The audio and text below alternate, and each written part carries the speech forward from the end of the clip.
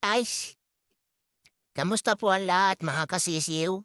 I-update po natin ngayon ang ating mga chicken broiler. Eto po sila. Yan po ang ating mga chicken broiler ngayon. Yan. Ito po yung maliliit pa eh. Hindi pa pwedeng isama sa mga malaki. Bali, ito nasa loob po ay mga nasa 10 days po sila. 10 days. Ito po nasa labas ay 12 days. 12 days yan, 12 days yan. Ayan po yung mga 12 days natin. Wala pong ilaw kasi po ay sobrang init po. Mga nakabuka po yung mga kanilang mga tuka.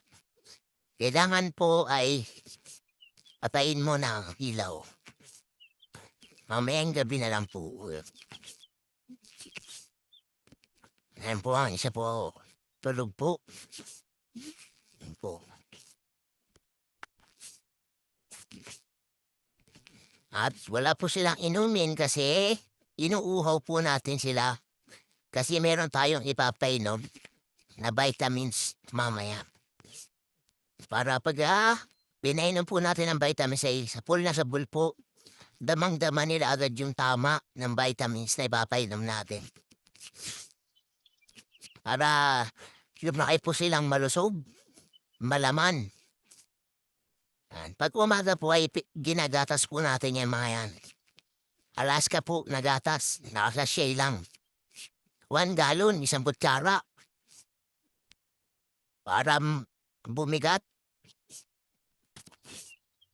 Yan po, mga nagpapahinga po sila ngayon. Yan. Ito po. At yan po ang ating update sa ating mga chicken broiler. Yan.